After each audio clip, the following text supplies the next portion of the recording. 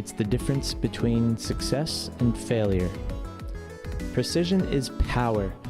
Punctures have more power because they're focused on a point. Accuracy plays such a huge role in so many aspects of our life, and we'll dissect and get at the heart of precision.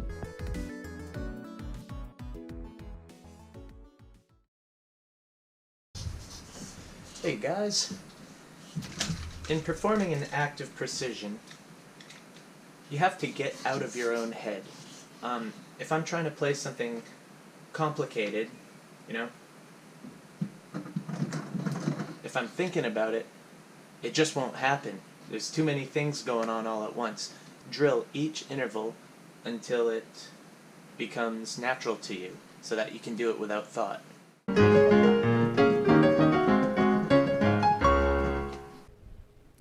So there's 4 types of aim. First, we have spatial aim.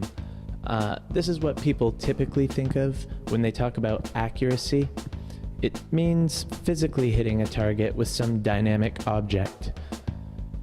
In order to have good spatial aim, you must have good form. This implies that you're able to replicate the same ideal, pre-practiced motions without having to focus on them. If you have to focus on your form while in the act, then your aim will suffer. You must drill the form until it's automatic.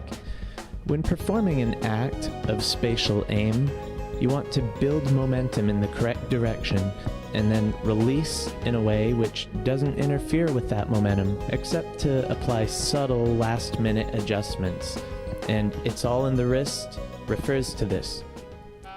The general form should remain largely unchanging from shot to shot, but the wrist and outer extremities are where the subtle variation occurs, to apply a little spin or to add or take off some extra power.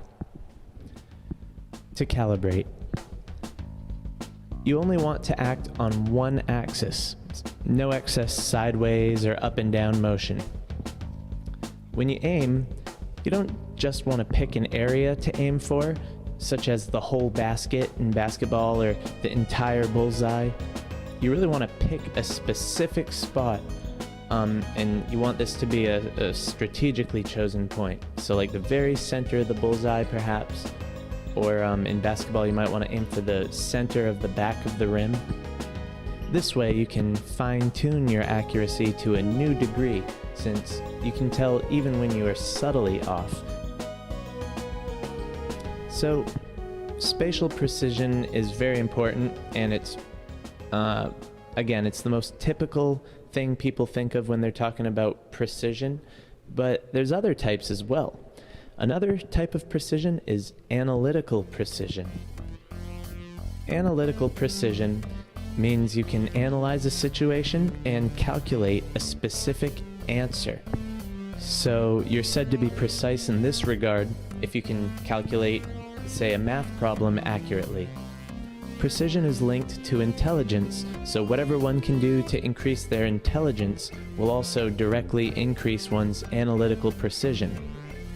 So reading, practicing math, learning new math, chess, Rubik's Cube, and learning new languages can all help you improve your intelligence and thusly your analytical precision. So you'll be more precise in your calculations. Chess involves making accurate moves. Accuracy in this case means making the right move rather than physically aiming at something or calculating numbers. Chess commentators refer to a position as sharp, when a player must make perfectly accurate moves in order to avoid losing the game immediately. So there's one clear path, or maybe not so clear, but there's one path to victory, and if you have good analytical precision, you can find this path. Programming actually relies on analytical precision, so not only the ability to think things through ahead of time and then apply them in a logical manner, but also just avoiding errors, getting the syntax right, not adding or removing any parentheses or quotation marks, things like that.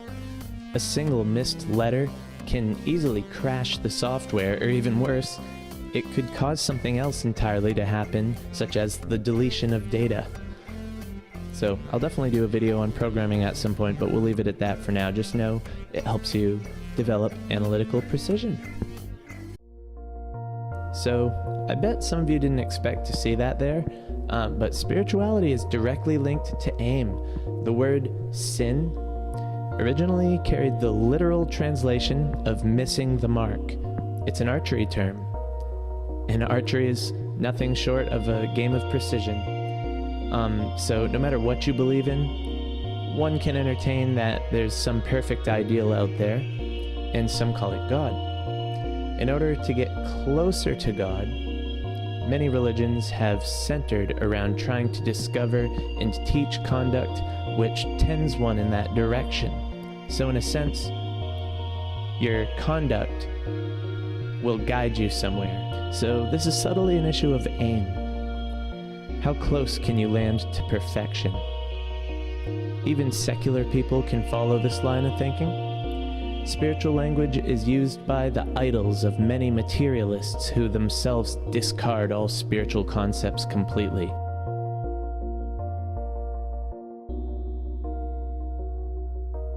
So, hopefully I've sold you on the idea of spiritual power as separate from dogma and superstition. It's really not about that. There are spiritual factors which contribute to success, and your ability to find the correct conduct is reliant on this spiritual precision. Now, the fourth and final method of precision is in timing. So, how well can you time your actions? This category deserves its own video.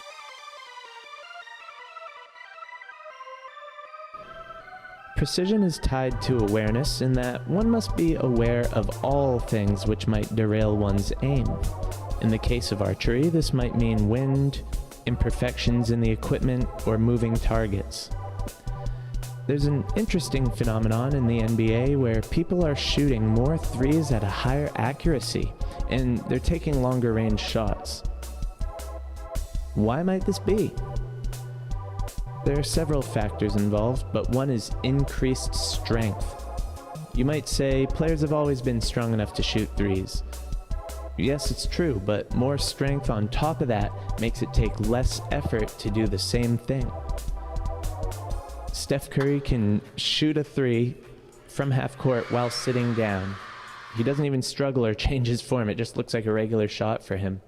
So, science has made advanced supplements much more effective, and weightlifting and gym routines are more optimized, and the elite athletes of today have access to the best of these technologies.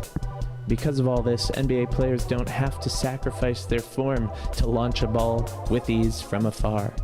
So what does this mean for you? Build strength. I play table tennis, and even though the ball and paddle are incredibly light, when I started taking it up a notch at the gym, my game instantly improved.